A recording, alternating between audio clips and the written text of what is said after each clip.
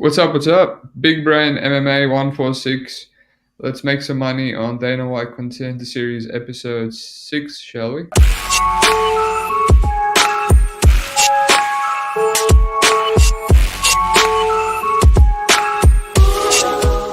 Shouts out Big Steve.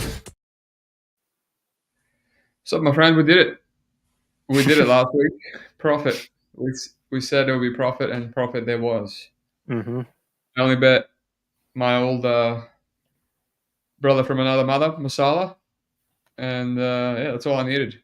I won 525, a little bit over one unit, and then I donated $25 on the first fight of the night for the girl to win via round one sub, and turns out it was the other girl to do it. So that's MMA in a nutshell. Females MMA in a nutshell. The other one is the other one's meant to be a no-gi champion, and then I guess when you're pregnant, you just instantly become a white belt. Other than that, I like the over there. I pick him, line moved, so I passed. I like the over in the main event. I pick him, line moved, so I passed. Missed by 6 seconds, 10 seconds. So it seems like the variance was in my favor last week, and I profited on UFC as well. So should have profited on the weekend. That's some bad betting. But yeah, it seems like the bad luck is gone. So we should profit this week again. I know you did a bit better than me, right? You hit Masala as well, and that chick in the first fight. Yeah, I hit Musasa and also the Cagliari girl. But to be honest, I think that was probably going south if she didn't get that sub in the first. But she looked a bit nervous, and yeah, I think I was a bit lucky there. But yeah, that one, and then I had a little sprinkle on the city kickboxing guy to win by decision. But obviously he just landed that perfect left hook and knocked out the durable American. But yeah, good card overall. Finally broke the curse. That's it. Let's build. Hassanzada, my friend, I haven't seen you in here in a while, so I'm now not sick of you again. So it's good to have you back. Steve, I got my ass waxed this weekend at MMA and NFL. That's all right. Shit happens. Zellhuber is a bum. He sure is. You should have taken advantage, my friend. I think a lot of people are on rib weeks. That I should have had a whole unit on him, but hey, I was getting waxed, and at least I played him. Previously I would be losing, and then I would pass on my best bet, aka Walker after Kulibao. So I was like, I like the Ribovics, I'm going to play Ribovics even though I'm down, and he saved me a bit. And so is Yarage. She sure is. Man, I'm annoyed I played Yarage inside the distance instead of the under 2.5. At first I laughed at it, and then it happened with Torres again, and I was like, that's like, now it's not funny. Now I'm down because I picked the wrong fighter instead of the under twice in a row. Oh well, shit happens. And the worst thing is, I put on my my podcast started playing recently, the last week's pay-per-view podcast, which I always listen to now at the end of the week because it reminds me of my leans that I forget about. And then it ended up continuing on from the Torres fight, and it said, "Oh, maybe I should just play the under 1.5 in case I give Bahamondes some this finish equity." And I just turned it off out of anger. I was like, shit. I was like, I should have listened to the podcast this week. Oh well, let's move on, shall we? Dylan Mantello, Ahmad, Hassanzada, both these guys coming back. I have no idea why they're bringing Dylan back. He's no good. Neither of these guys are UFC, so I don't really understand the fascination with this fight or these fighters. Hassanzada has at least, 1-2 fights since he's lost, and one of them was actually no, he lost. He lost to Josh Streaker, who's a really good fighter in LFA, good striker at least, and then he beat Jason Blair, who is a really good fighter, beast wrestler, knockout power, and I played the under 2.5 there. That was a gift. I think it was plus money, and then dropped down to pick him. I should have just kept playing it as it was moving on Bet Online. And yeah, knee barred him there, a bit lucky, and then he beat Aleko Saglani, who I've never heard of in my life. Kept getting dropped there, but he gets dropped in every single fight. There's something, his chin's just not there. But he's got heart, and if you don't put him out, he will keep coming back. And he's got a grappling background. Wrestling's all right, not the best. He used to, pull guard a lot on the regional scenes, or just get dropped and play guard, because that stuff was happening his whole career. But yeah, he seems to have a little bit of heart. and his striking is improving. He's only 28, so I understand him being brought back a lot more than I do this Dylan Mantello. Dylan Mantello, as I said, not a fan of him at all. He's just a tall man defense, really open fighter.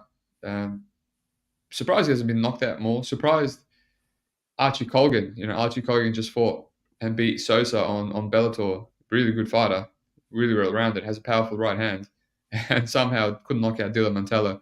Did bust him up badly though for 3 rounds. And yeah, got submitted by Kenan Krzyzewski, which is a huge red flag.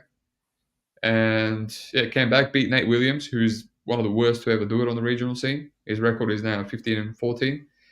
But yeah, I don't know where to cap this fight. This feels like a pick and mess of 2 really bad fighters. When they're so chinny and such bad defense and can be finished in multiple ways, the fight is quite volatile in my opinion.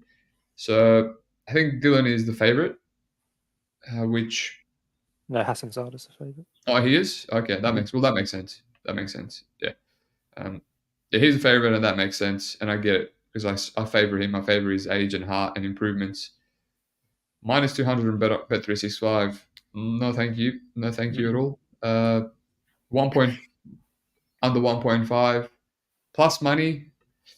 I mean, I guess, but yeah, these guys, I think, yeah, I think it probably goes over. To be honest, just maybe the 2.5. Maybe there's a reasonable 2.5 under 2.5 rounds. It's not minus, not worse than minus 200. But yeah, these guys are kind of well matched, so I can see it just like a war going over. What do you think? Yeah, I think you kind of covered everything. I think they're pretty well matched. Both of them are mainly strikers, and sometimes mixing the grappling more on the Hassanzada side. Yeah, I don't like either guy's striking defense. I think the over is probably, I think it's minus 150 over 1.5. I think that probably hits, but I think it could be a little bit sweaty because obviously I think Hassanzada had like a good chin. He seemed to have a good chin. He took some heavy shots from Sadikov. And then ever since then, he's been dropped every fight. So he was almost got killed in round 1 by Sadikov as well. Yeah. Yeah, he got hit to the body, didn't he? Like a spinning back kick to the body. And yeah, he got almost finished multiple times there. And then finally, 3rd round, knocked him out cold. But yeah, I think both guys' chins aren't great. I mean, Mantello, he gets hit a lot, but he does tend to firm it a lot better than Hassanzada. But I think both guys are pretty hard to finish, so I do see it going over. And if I was to play a money line side, it would probably be Mantello, just because I do see it being like quite competitive if it does like remain on the feet and everything. But I think I'm going to stay away. I mean, this was the main event, which was outrageous. But I don't know if that was a mistake on Tapology's part. But... It was because I went back to last week, and at the end of the episode, they showed the order, and Tower was always the main event. That's why I kept asking before I did my thumbnail. I was like, there is no way these two are the main event. Yeah, that would have been atrocious. But yeah, no plays on this. I'm probably going to leave it, but I think the over 1.5 is probably the best bet. Yeah, well, yours, man. There is no way I'm playing that, but yeah, maybe after deep tape I come around to it, but yeah, it's one of those ones that you probably get some knockdowns and stuff, and then it goes over. Yeah, that's what I'm saying. But yeah, now that we're talking about it, wouldn't mind some Hassanzada live bet, right? Seems to be an absolute gold mine as a live bet. Lose, get dropped, get hurt, and he has good heart, and he comes back 2-3, even against Nazim Sadikov. I bet him there's a huge underdog, and I was like, oh wow, good start. And then he started to come back and actually, bloody mess, started to force the grappling and started to take down Nazim. But Nazim has really good takedown defense, so he couldn't get much off. But I was like, all right, this kind of ended up going towards a good bet now because he's showing so much heart and fighting for my money. So yeah, hopefully he gets dropped and live bet him. Alrighty. Yura Naito versus Ateba Gautier. So we've got another African brother. Will he take our money? Will he take us to the promised land like Musala last week? Stay tuned for another 10 seconds. And the answer is I don't know. I don't know. So he's a bit different. Middleweight. I saw different things from him, from Musala. He's someone in Discord made a joke that he knows Francis Ngannou from the sand mines back in Africa. But just realized now that kind of seems racist. But yeah, until I said it out loud, I didn't realize. That was still funny.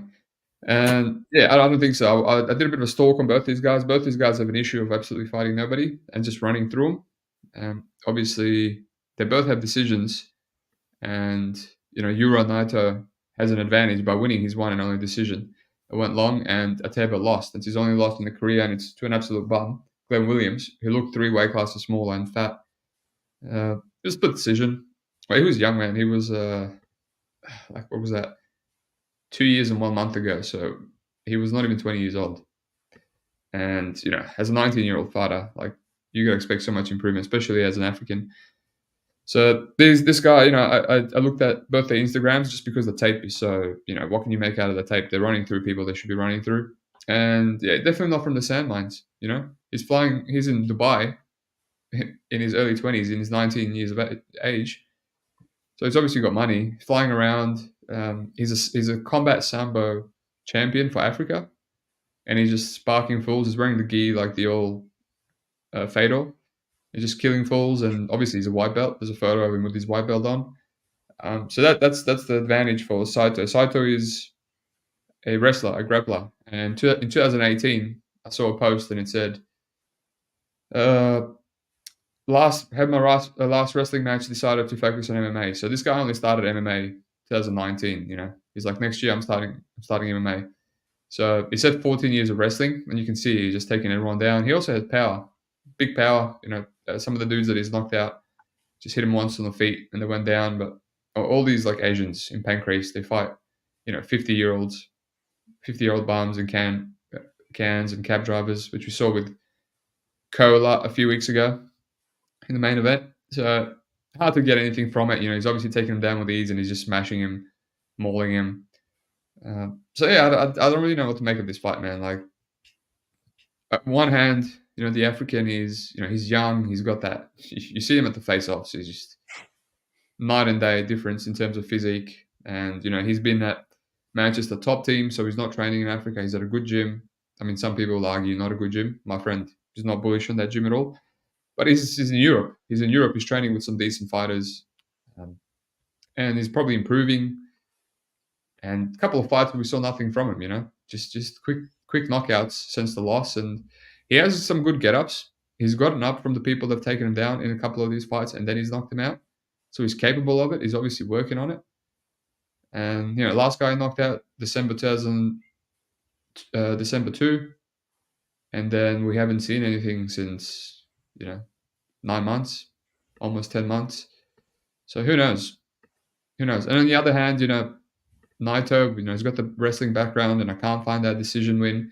So there's potential that he's got 3 rounds of cardio, and he's also young and green, so improvement from him as well. So I can't really make a read on this fight, and I can't really say dog or pass either, because the line has come in. So I'm not really tempted. I feel like last week I didn't want to hit Musala KO because I thought he had really good decision equity, and he proved it. I mean, he barely landed anything and still won.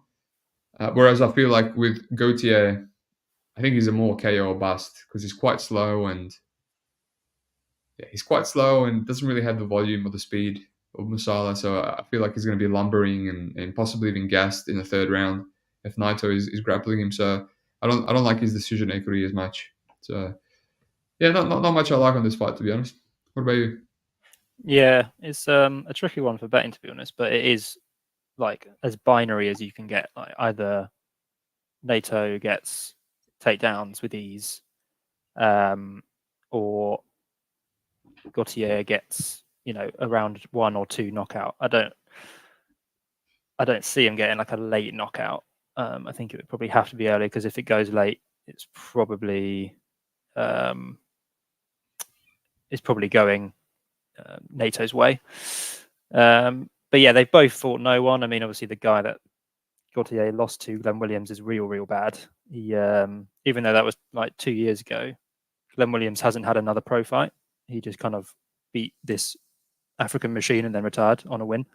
Fair enough. Best way to go out. Yeah. He probably would have lost. He would have lost the next few fights anyway. Yeah. Oh yeah, he's awful. He's 40. He's 40 years old. I just checked. He's 40, man. Jesus. So Christ. He was 38 when he. Wow. Yeah. But yeah, I can't believe this African guy is like early 20s. He looks like he could easily be 31, 32. You know why? You know why he looks like that? Because he is. Yeah. He just turned 31. Yeah, I couldn't see. I don't know how he found his age, if it was on one of his fights, but yeah, he. It's on his own handwritten birth certificate. Yeah. Yeah, then he obviously won, 4 straight knockouts, but against bums. And the same on Nato's side, like he's fought no one. I saw some highlights of the decision win for the Japanese guy, and he was just on top of him the whole 3 rounds, just couldn't finish him. So yeah, pretty binary. I guess if you got like plus 160, I think I saw Gautier at some point, like early in the week or late last week. I think that might be okay, but I think it's coming in now quite a lot. Like it's plus 125 now, bet online, minus 145 NATO. Over unders over 1.5 is minus 150. That's what I'm considering that the most, to be honest. The over 1.5. Because this one, at least, I have a clear read that potentially grappling and stuff. But who knows? This Asian has literally sparked guys with. They went out cold with one hook. That left hook, yeah, that left. Yeah, hook. Usually wrestlers, wrestle boxers, they've got some power behind their hooks. So he maybe is just a guy that has power too, and then he hits this African dude, and he's just like he goes out. We don't know. The African guy has like a lot of KOs via just like attritional, just like he cuts him open, and then he's striking him against the cage, and then he's very green, and he like the he's not explosive. He doesn't. Yeah, he's got that Heki KO, but none of his other KOs are like one punch. So who the hell knows, man? Yeah, it's a tricky one. Cool. Let's move on then. I don't know. Yeah, I don't even know if it's dog or pass anymore. Because it's nothing. It's just a pass. I feel like now that it's coming, it's kind of accurate. So it's plus 115 now. It's moving as we speak. Minus 135 for the Japanese guy. But I say it's accurate, but it's accurate based on nothing. My subjective opinion. Yeah, like this could be African round 1 KO, and then it wasn't accurate at all. We just don't know I personally just don't know what's going to happen in this fight. No. Pirate, welcome. Mantello taking steam. Yeah. Sup, Glimbot? Thanks for listening. Glimbot. H1 Lux is who said the over 1.5. That's how I feel. Round 1 bonking, crazy gassing from Gautier, but I could see a lot of grappling from Naito to carry it over. Correct. It just depends. Will he have a massive edge on the ground if he can hold him down? Value and Bennett plus money. Yeah, you're always one fight ahead, but let's get to it now, shall we? Benjamin Button Bennett versus Joey Hart. Alrighty, interesting fight. I taped Bennett extensively for his last LFA fight when he was fighting Luis Iniguez, who was a bum, and I wanted to assess, is the under 1.5 a good play? And I left thinking, no, it is not, because Benjamin is a negative finisher. And I was proven right. That fight went to a decision. A lot have tried and a lot have succeeded in finishing Luis Iniguez, so that's not a good look. He's kind of a wrestler that is physical but kind of slow and not the best wrestling in my opinion. Not the highest level of competition either. Best opponent was Trey Waters, where he just held him against the cage for like almost 15 minutes and then ate a knee to the head right near the death of the fight. Other than that, fought this Graf guy twice for some reason. KO'd him both times. Luis Iniguez. But his amateur scene was quite decent. Fought some good dudes in the amateur, but we see it all the time. Gustafsson as well. on a few weeks ago, really high level amateur regional scene where he fought like Duncan, Joseph Luciano, we just saw on Bellator, and like another guy in one day, and he beat them all. And then I don't think he's going to be that good at pro whatsoever. So yeah, Joe Hart on the other side, long, rangy striker. He's like a death by 1,000 cuts. He builds into fights. He has one loss to this Duya Karayev that it's not on tape index, but you linked it in our Discord. So I watched it, and yeah, just no success whatsoever. Just gets mauled for 3 rounds. The other guy lost the position a couple of times, and Joe Hart got on top. But other than that, he was just getting mauled for 3 rounds. So that's not a bullish look for him. It does kind of look a bit green, even though he's running through all these guys. But again, really level competition. Jeff Nielsen, I always try to fade this guy. Took him 3 rounds to knock him out, and there's only a highlight. So I would love to see the first 2 rounds. Obviously, there's a chance that Nielsen was probably wrestling him as well because he's a wrestler, and then kind of got knocked out. Scott Ritz, just a guy that gets finished all the time. Tyler Scott, again, kill or be killed fighter. Just killed him with 1 knee. So I'm not really interested in this fight at the current line. It does kind of feel pick him to me, personally. Who was it that mentioned? Hilux, value on Bennett. I guess I kind of lean him because his boxing's competent and he can grapple. And we've seen Joey Hart, he needs a technical, nice-looking striking fight.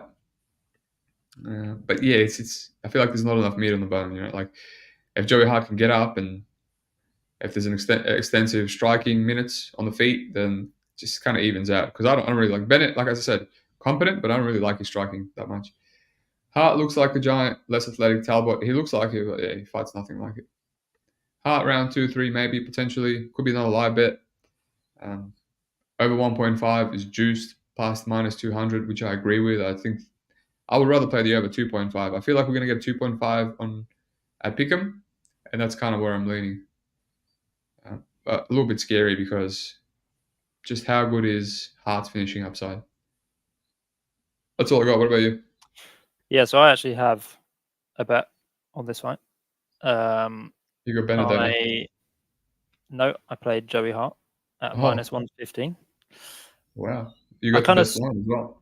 Yeah, well, I kind of saw the same things. Like I see loads of people saying like, "Oh, Bennett's got really good boxing and he's a really good wrestler." But I watched. I didn't say any of those things.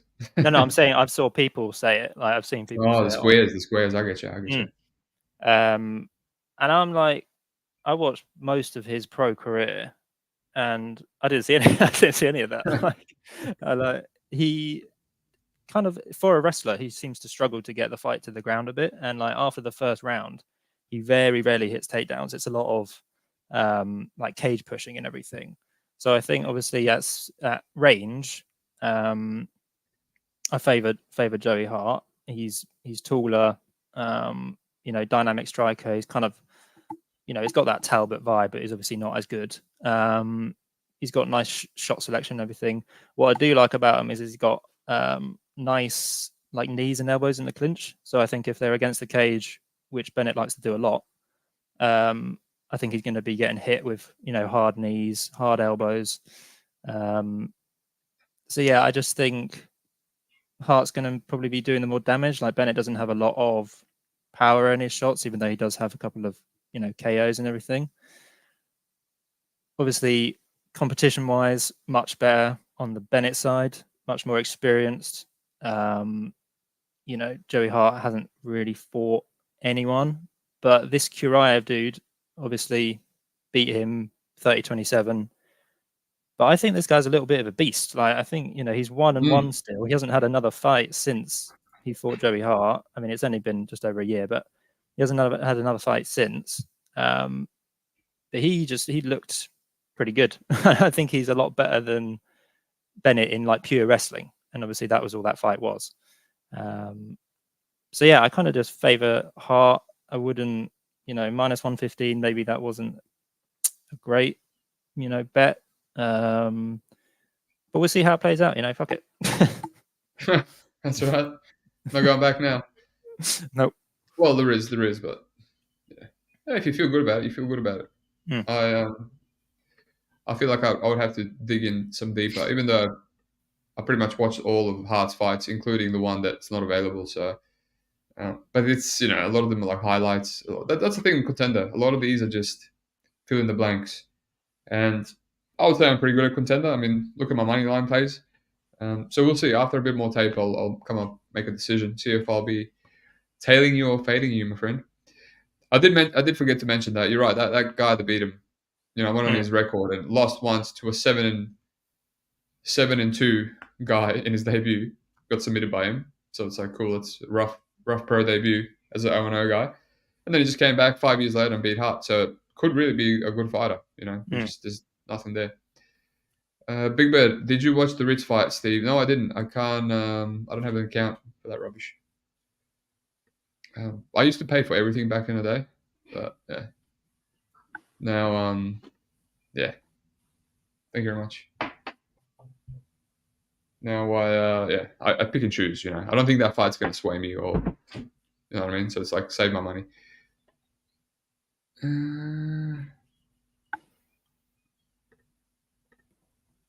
Tell me what you saw in the fight, Big Bird. Go on, mate. We're live on show. This is why I go live and why I don't edit my videos for much better production.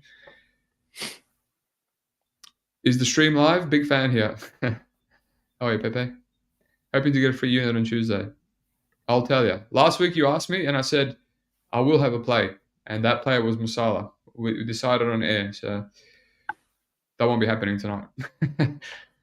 Hilux, is Colin Longrain a good comp for Tao? Haven't taped much, but what's he remind me of? Oh, comparison, I assume. No, I think Keelan has a lot of advantages. All right, let's move on. Let's move on to this high-level fight. Tallison Teixeira versus Arthur Lopes. Well, what to make of this, my friend? What to make of this? I bet Teixeira's juicy under 1.5 rounds in his last LFA fight. Didn't go big. I parlayed it with something else just because I have really, really bad PTSD of playing unders in Brazilian LFA, and my boy Fernando Padilla, the referee, just ruining all the unders, just near death crime scenes in there, and the fights just go over. It's one of the most tilting experiences you can experience. That's better. So I was a little bit nervous, and yeah, just parlayed it, and he still hit. He couldn't really knock this guy out, Fonseca. How funny is this? He knocked out that Mateus Fonseca, and then the fight before that, he fought Arthur Fonseca. Not related. One's fat and they're both fat, but one's black, one's white. Anyway, just funny. Out of all the people in Brazil, they could have given him. Yeah, so he's a huge 6'8", 81-inch reach, really good striker, and surprisingly, he has a black belt as well at a good gym too. So we haven't really seen that. So I think that's in his back pocket, and I think he's being brought in here to win, right, and get signed into the UFC. Let's be honest. He's 24. This Arthur Lopes guy, he's got 2 grainy-ass fights, which I'm not interested in at all. I watched it a little bit, and I'm like, I ain't got time for grainy fights anymore. I've blossomed into something else now. That was me back in the day watching grainy shit, not anymore. And he was a welterweight, right? So he was 25. He was a welterweight. So he's 31 now. So there's a fine line between saying that he's grown into his body from 25 to 31 and that he's just gotten fat and stopped working out properly, like stopped dieting. Like that's middleweight, light heavyweight, heavyweight. That's 3 weight classes, man, in 6 years. And he weighed in 218 pounds, which is what 95% of UFC fighters cut from to light heavyweight. So that's nothing, dude. That's 8. Yeah, that's 23 pounds, man. No, wait. 5. 13 pounds. 13. Oh, bro, I'm just 8 a.m. in the morning, and this is my coffee just came now. So, yeah, that's 13 pounds, man. You can cut that. You don't even have to cut that. You can just do cardio and put the burgers down. So I feel like they set this guy up. But hey, last time I felt like that, it was Ribeiro against Lopes in the main event. So the under 1.5 is just completely juiced, which makes sense. And I think he might hit here. But what do we know? His last fight, a heavyweight against Daniel Butcher, 3-4, looked like the biggest fix ever. So this guy has never fought anyone with a pulse. So I still spoke way too much about this fight. So I got nothing on here, man. Maybe Teixeira, round 1 is -200. He almost went to round 2 last time. He's got really good straight punches.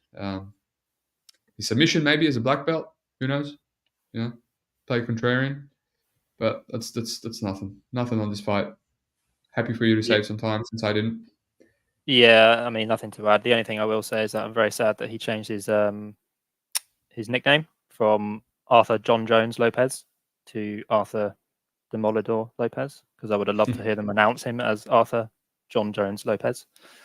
That's why Dana White brought him in.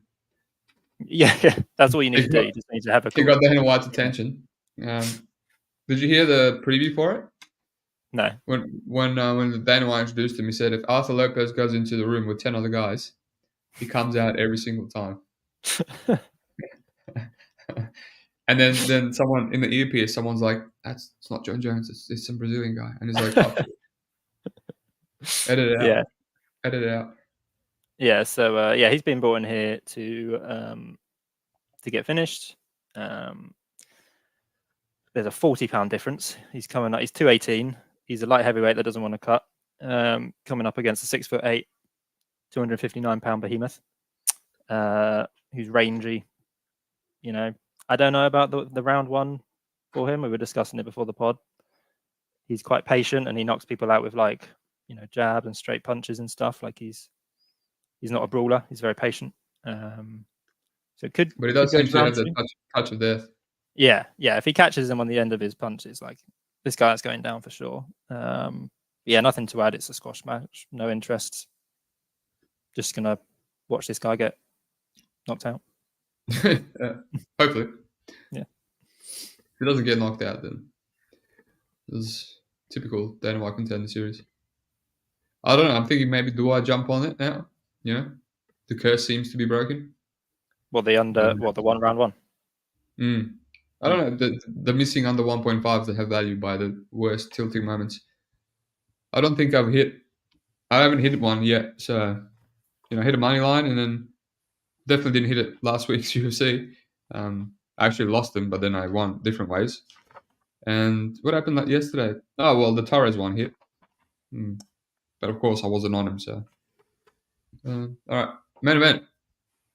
Aaron Hucktal, actually, versus Elijah Smith. So, I don't know. I mean, what to make of this fight. Elijah Smith, really, really young. A lot more high-level opposition. Huge bantamweight. It's 5'9", which is my height. I don't think I could make 61 kilos. Made 63 once in my one and only comp, and I was shocked that I made 63.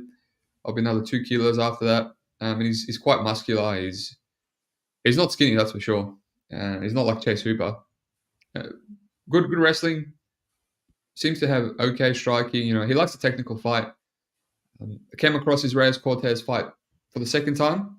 When I played Josh Walker, who he knocked out quite quickly in his last Fury FC fight, I played Walker against Cortez and I was taping and I was like, this guy's not bad, man. Who's this Elijah Smith? When is he going to be on Contender? And here he is. But then I watched it again today and Cortez knocked him out. And he was out cold, pretty much. And I was like, that's a red flag for me. That's a red flag. So I haven't really seen any adversity from him since. That's all. I think that's all I watched. Cortez, Chapa, not the greatest fighter. Trujillo 5-0.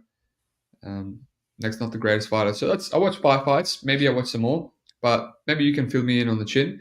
But that's not a good, not a good sign for me. Aaron Tua, not the best fighter, honestly. He's, typical Maori, fighting nobody. This guy literally fought nobody.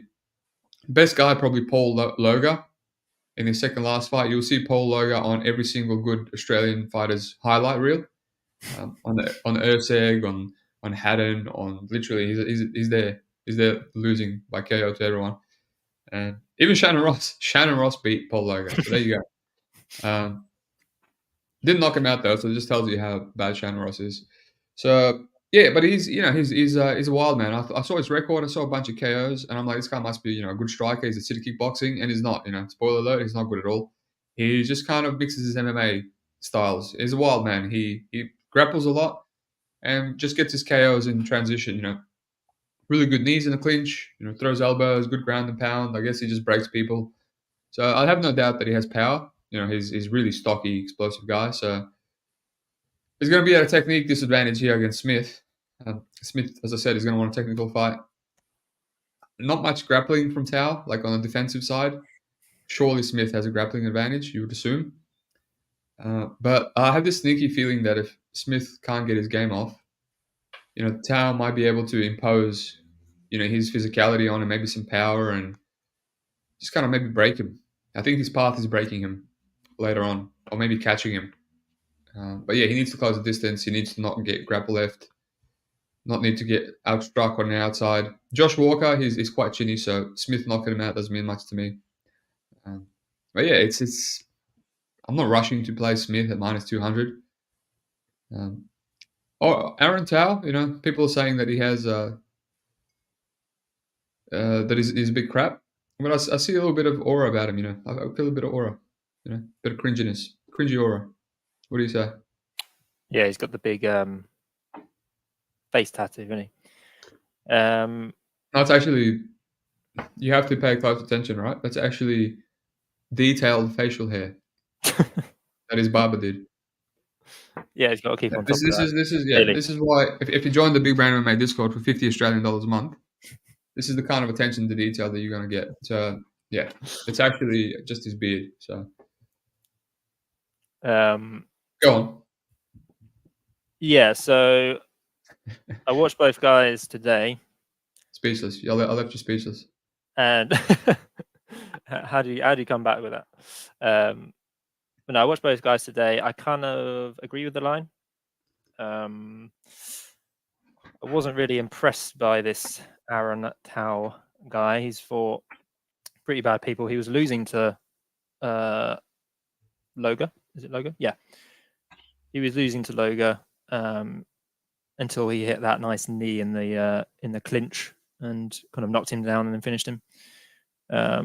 He's quite low volume, or at least in his last fight, he was quite low volume. But I think maybe that was a little bit. He'd been off for 2 years, so give him the benefit of the doubt maybe. But even in his other fights, he's quite low volume at range and stuff. He's very, as you said, very stocky. So he doesn't have the biggest reach. So he has to kind of push guys back up to the cage, and then he unloads. Elijah Smith, obviously, we saw at the weigh-ins, big size advantage. 5'9" versus, I don't know how tall Tao is, but he looks like 5'3", 5'4", maybe 5'5". So yeah, he'll have a big size advantage. Really low level of comp. For the Tao side, obviously, there's some notable names on Elijah Smith. I know you said Walker's chinny, and he is, but he is a decent regional guy. He beat Robert Trujillo, who's the slap fight champion or whatever. He's now gone to slap fight. But yeah, he wrestled him for 3 rounds, showed good cardio. Reyes, I think he was kind of beating Junior Cortez. It was close, maybe not beating, but he was 20 years old and he was fighting Cortez, who was 30 at the time. Obviously an established fighter. And yeah, he just landed that really nice right hook, left hook, can't remember, and put him out cold. He does get cracked, which is a worry. So if Tao blitzes forward with hooks like he likes to do, that could be bad news. But yeah, I like the Smith side here. I'm kind of hoping some money comes in on Tao, so I can think about a bet on Smith. But I haven't looked at any of the props or overs or anything. It probably goes over, but what's the over? Another juice? Minus 175 over 1.5. You know what? That's not bad, man. That's like, I remember like taping with the 1.5 in my brain, because I'm like, I wanted to address it straight away if I'm passing, so I don't get tempted, because they've been tempting me and they've been crap recently. And I'm like 2 fights in, I'm like, nah, this Tao is not a 1.5 finisher. Just grapples and kind of breaks these guys. So it honestly should be, in my opinion, it should be lined, and I'm sure people will now line it like that after listening to the show. It should be lined like the Benjamin Bennett Hart fight. Like, I think there's should be a lot more juicy. Like, look at the way Smith fights. He's going to be on the outside. Tao doesn't really have that much power. I like how many under 1.5 does he have? Like, and these are like bums, like the biggest of bums, and yeah, so and Smith is so huge, man. Like, can you even reach him? Glimbot is 5'4" versus 5'9". Jesus, you dream of that kind of matchup. I remember when I did a bit of MMA, and I'm short, so I'm always like, I used to go up against middleweights, and it sucked, man. I was getting jabbed, and then I went up against a guy that was 5'7", only 2 inches smaller than me, and I was like, wow, this is heaven. I was like just jabbing and running away like a pansy. I'm like, dude, I'm not even gonna get touched. I was just like, this. I need to fight like short kings more often. But yeah, there's that risk that maybe Smith does have a bad chin and Tao can just land. There's always an aura of that in Contender Series. We saw Shannon Clark. Like, that's always in the back of my mind. That's why I've never gone huge on a freaking Dana White Contender Series fight or bet recently. Yeah, I don't know, man. I don't know. It's just one of those fights. It's Tao or pass for me. It's Tao or pass. Maybe lie bet him. See how he looks. Would there be any line that you would consider Smith? No,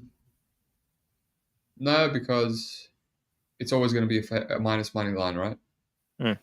Yeah, I've just been staying away from those. Oh, well, other than the first week. But that was a clear Lopes versus a Georgian bum. Does this feel, like Elijah versus a bum? Not really. Like Tal doesn't look good on tape, and he hasn't fought anyone good, but he doesn't look like a bum. He's not flaky. Like, he's not going to quit like the Georgian. Georgian gave you the impression that he would quit. Tal was probably going to be in there, and even if he's outclassed, he's probably going to be fighting for your money still. So at minus money, I don't like that. I don't like. Yeah. I will address this very important comment. It's not aura; it's autism. I don't think Maoris can genetically get autism. To be honest, but they're all born with it. No, I'm joking. How is Smith's BJJ? I don't know. He's a good back taker. Not many. That's another thing. Not many subs. Not many subs. He's mauling guys for 3 rounds. Not many subs. So Tao doesn't strike me as a white belt. I mean, he trained in city kickboxing. He was caught in the triangle once on amateurs, got out of it. And yeah, if it's going to be a decision, like, I don't want to play the chalk on Elijah. That's why I play the over 1.5. Like, that's it, Hope Elijah just like outclasses him for 1.5 rounds, maybe 2 rounds, 3 rounds, they grapple. So yeah. What would you line the goes the distance? Probably minus money. Maybe slightly under pick him. It's plus 160. Yeah, I'll probably play that. I think that's decent. Yeah. Smith by decision plus 275. Tao by decision plus 350. Big Bird says he's too green and doesn't run away with minutes on the feet. No, he doesn't. No, he doesn't. No, he doesn't at all. Is there a fight where he just like cleanly outstruck someone? Not really. I think it was 1-1. The Cortez fight, and fair enough, Cortez much higher level, really competitive. Lost round 2, and then won it by getting a takedown end of round 1. Trujillo, no striking whatsoever. Chapa, no striking whatsoever. But he did knock out Walker, so maybe that's what's inflating this line. He does seem to have good timing on his takedowns. He's very, for a tall guy, very good entries. Very good entries. Yeah. Really good at turning the corner. He times him at the end of the round as well to kind of seal it. He seems to have good fight IQ, but yeah, he's just the more smarter technical fighter, right? Well, Tao's going to come at him and look to kill him. Do you remember his dad on Tough? No, I don't. I mean, I assume his last name was Smith, which could be 30 different Ultimate Fighter contestants. Gilbert Smith. He was on it like 6 or 7 years ago or something. I remember watching him on Ultimate Fighter. No. I mean, I probably know the guy. I watched every single Ultimate Fighter like multiple times. Yeah, you'd recognize him. But yeah. But I'd have to. Yeah. When I watched it, I didn't think of Elijah Smith. Oh, this is Elijah Smith's dad. Smith sub 900, not bad. Anyway, that's it. Let's not keep going around in circles. What do we got? So, Mantello, Ahmad, Hassanzada. I'll probably focus on this fight now in terms of retaping. No way Ahmad as a minus money guy. look at the under 2.5. We'll see if they're capable of finishing each other. Do the Mantello, dog or pass, I guess. Naito, Gautier. Yeah, I mean, I'm tempted to force this fight. I'm tempted, but I think I'll maybe just leave it. Benjamin Bennett, Joey Hart. I just feel like this is like an over fight. But I'll look into Benjamin Bennett's money line some more, or to see if I'm fading you. Teixeira, whatever, and Tower Smith. I like the over 1.5, but it's so juicy, man. It's so juicy. All right, that's it. You got one play, right? You got the Joe Hart. Just that, yeah, and I quite like the over. The goes the distance in the main event, but I'll see what line I get. I probably won't get plus 160, but yeah, Hart is what I've got at the moment. I'll look at his amateur fight, see if he actually has KO power or not. He's got a few KOs there too. Alrighty. Well, good luck to your Hart bet.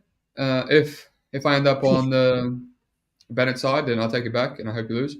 Okay. Other than that, yeah, fair. If we're on different sides, then only one of us can profit. So, alrighty. Yeah, someone will profit. That's it. Yeah, better you than me, right? Anyway, like and subscribe. Peace out. Thank you very much. Peace. We'll be there next week.